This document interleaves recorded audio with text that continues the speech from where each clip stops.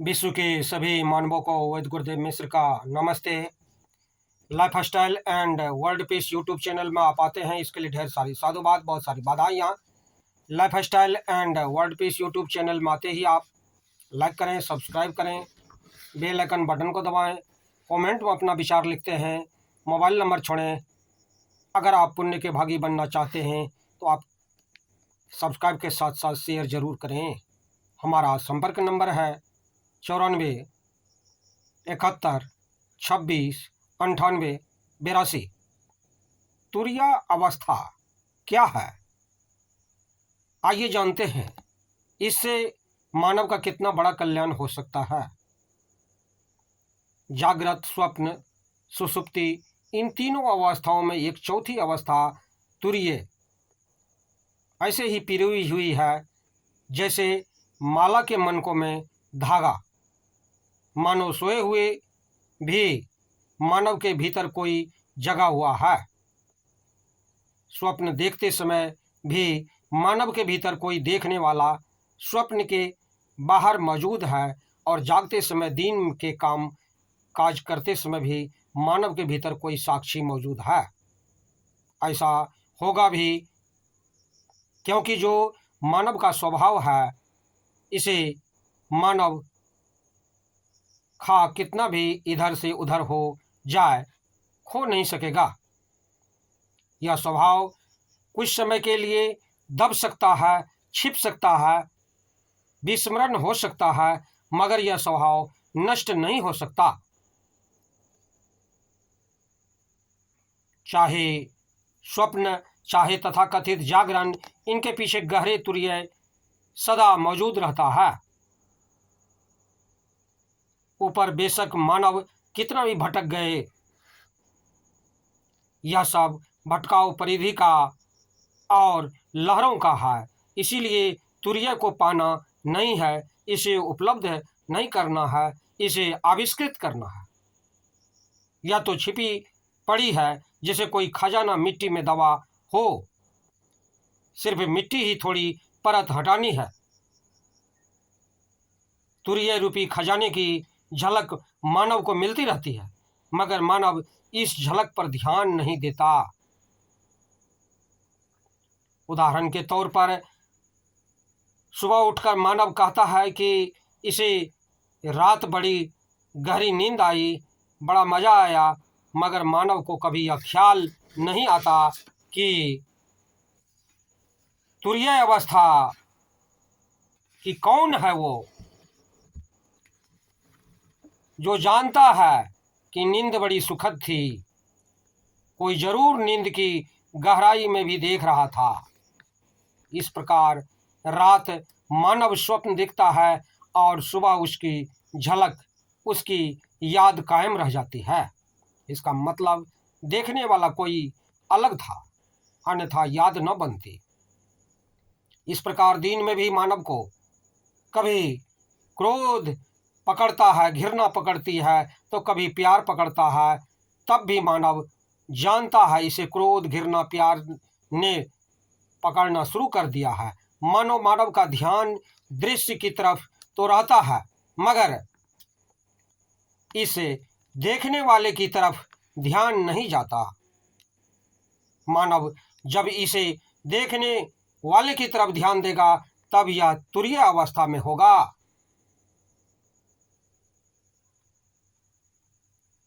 महापुरुष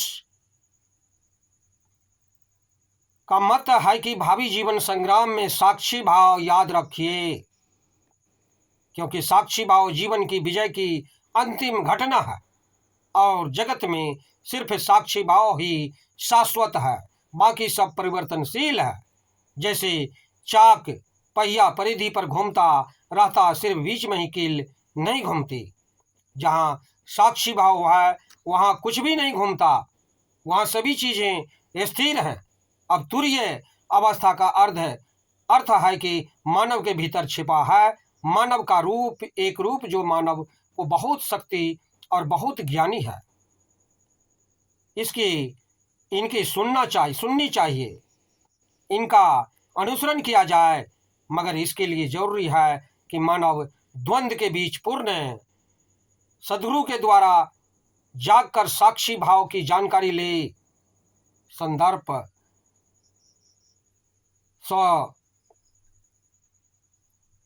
दर्पण की भांति केवल दृष्टा भाव बन जाए। धर्म की खोज का सार ये भी नहीं, नीति नीति ऐसे परखते परखते जो शेष रह जाता है उसे कहने की कोई आवश्यकता नहीं होती, और जो शेष रह जाता है ये केवल साक्षी सिर्फ दृष्टा है।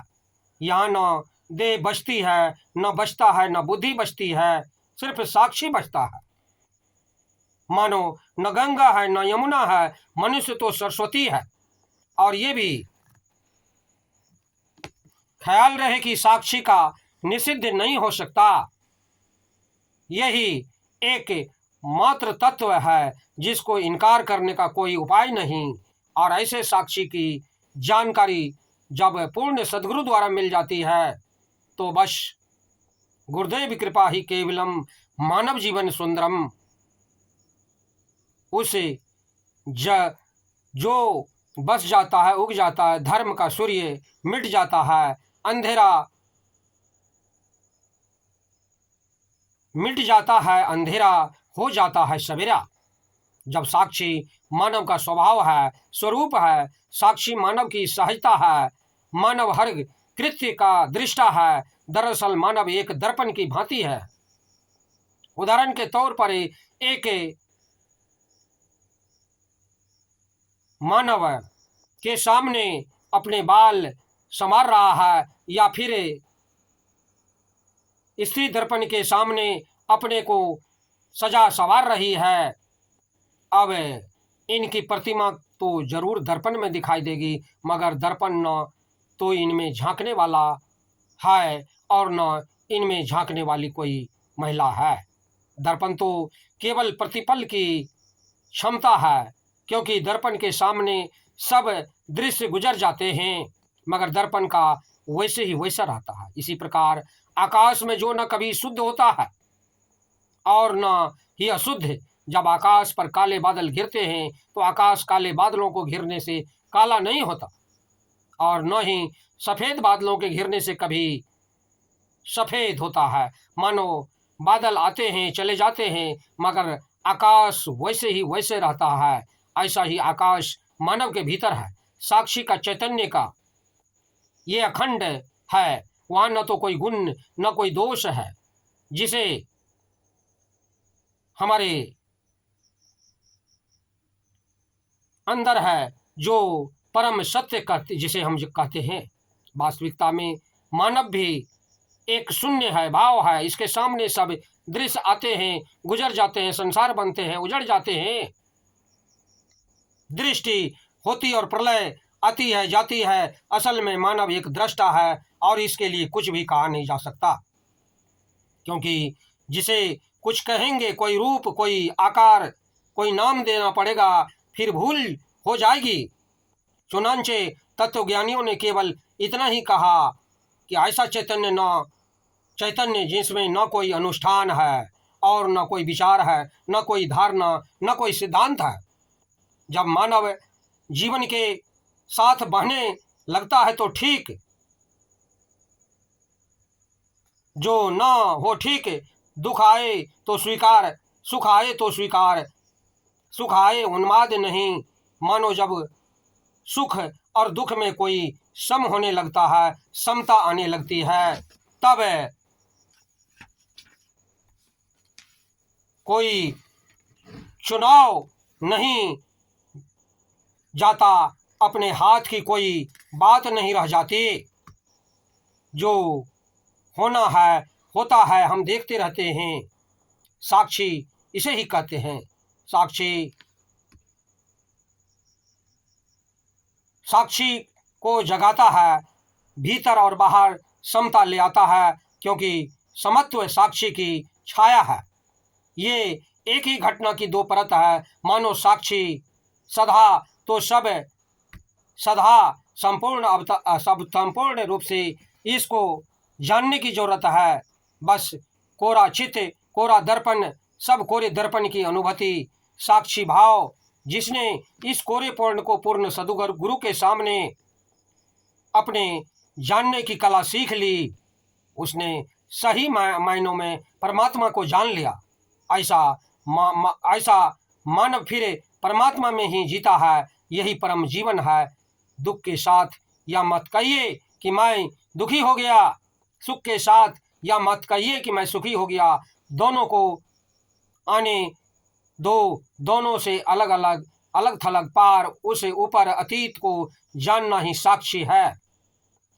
यानी एक बात के साथ तादाद में रहे कि मैं साक्षी मात्र हूँ। आखिर में कहना पड़ेगा कि उदाहरण के तौर पर मानव ने बचपन देखा, बचपन को जाते देखा। अगर मानव बचपन में ही होता तो आज याद कौन करता बचपन का। मानव बचपन के साथ चला गया होता। इसी प्रकार जवानी आती, जवानी जाती। अगर मानव जवानी में होता तो फिर याद कौन करता।